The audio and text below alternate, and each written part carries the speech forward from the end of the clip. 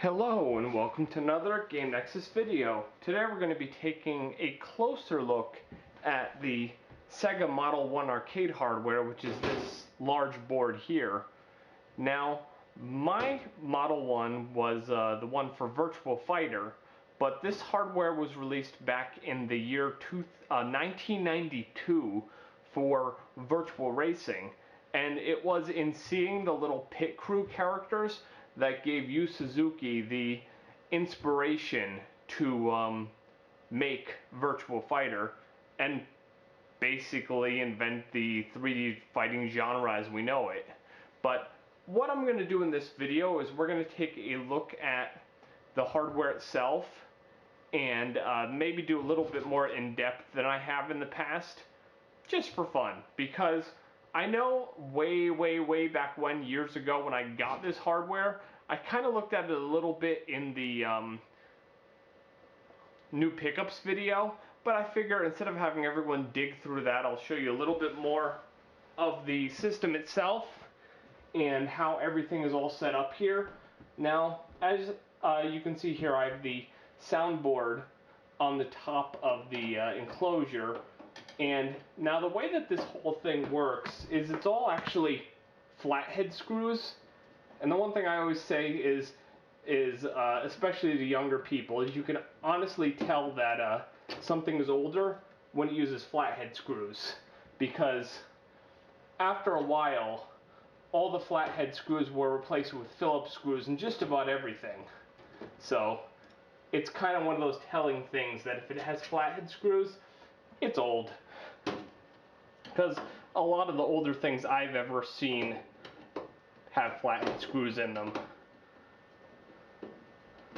But now, it's 9 screws to get this whole enclosure open.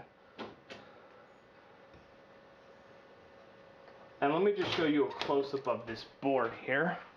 I don't know how in or out of frame I'll be, but here is the soundboard. Zooming in a little extra here. You'll notice it is a multi-layer board. One of these boards controls sound effects and the other one controls the music. And they're just kind of sandwiched together like this. And then you'll notice on the end here, they just go down into an audio mixer, which basically mixes all the sounds together. And of course the little wire there for power powers the whole thing. Now back to the main board itself here. And if you're wondering where this light's coming from, I got my desk lamp to kind of make it a little bit easier to see things here, because a regular overhead light, if you've never really made all that many YouTube videos, doesn't really light it up nearly as well as you would think it would. But in a couple of my past videos, when I used the desk lamp here, it actually helped a little. And then the last screw over here. And yeah, these were all the original screws that the enclosure was enclosed with, basically, when I got it. Okay, here we are. Probably should have taken these all out before I started the video. But there was a few games that used this hardware, including, of course, Virtua Fighter, Virtual Racing. Wing War was one of the games that was not released on any consoles, just like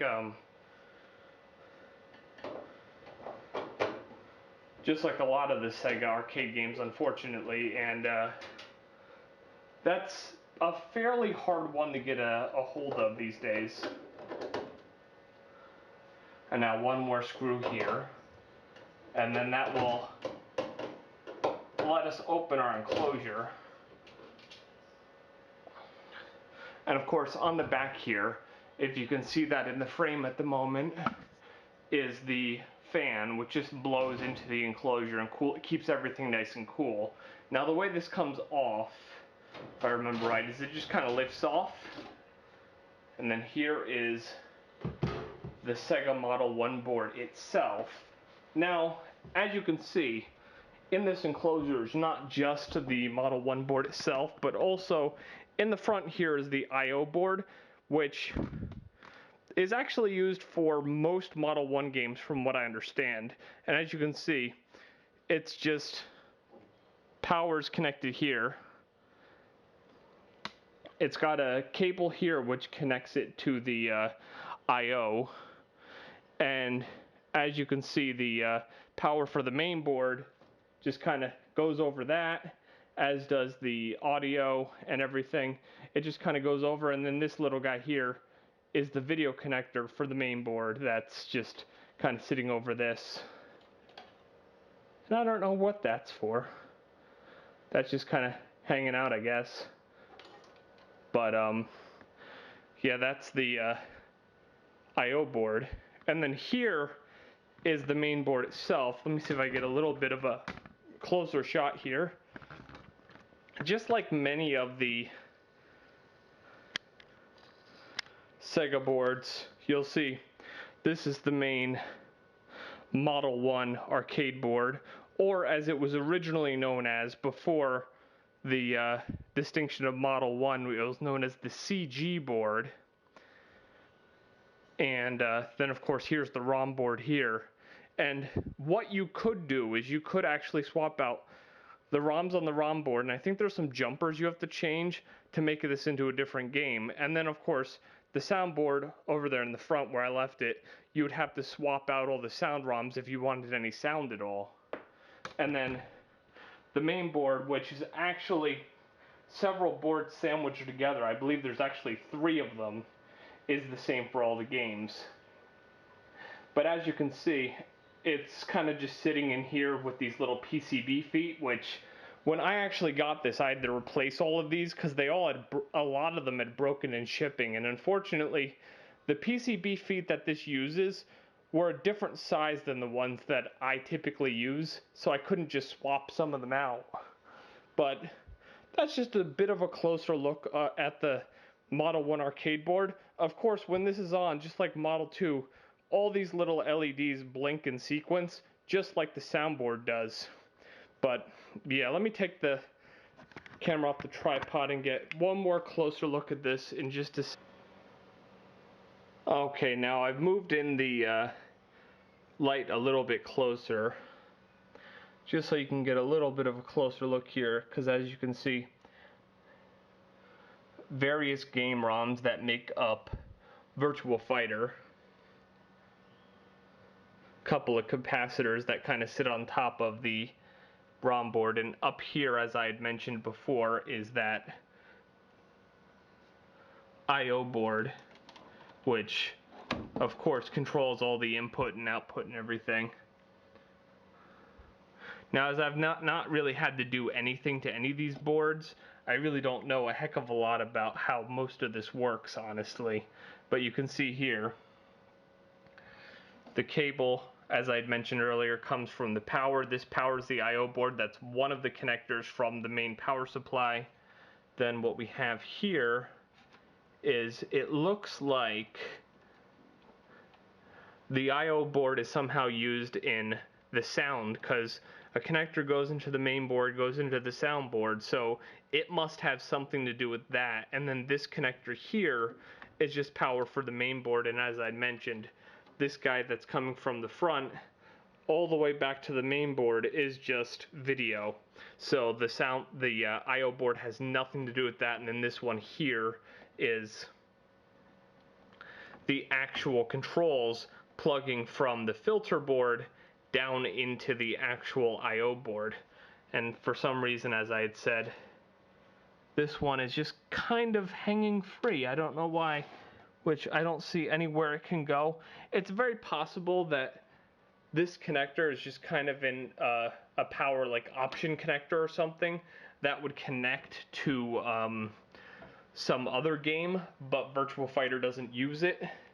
But here is the CPU board proper, if you will. There's a little serial number here. It's probably specific to the board. This is a little bit dusty, but it's not bad considering it's been enclosed the whole time.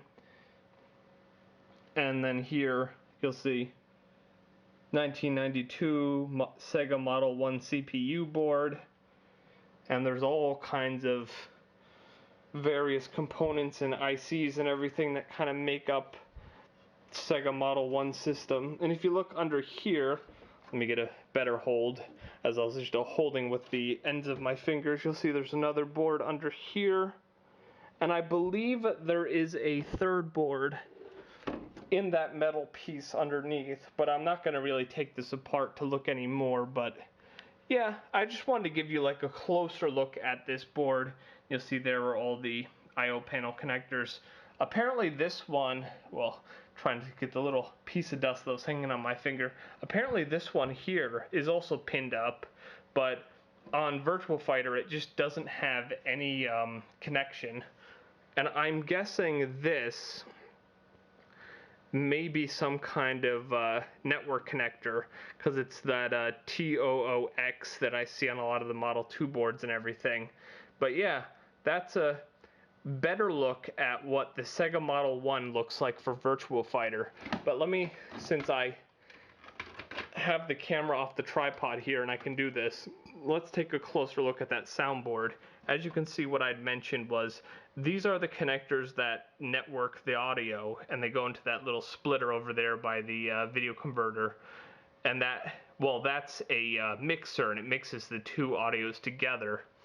You got your little top sound option board here, and then you got your regular soundboard there. And as I said, from what I understand, one of them does music and the other does sound effects, because I've had times just for fun where I pulled one of them out and saw what happened, and then I lost music or sound effects.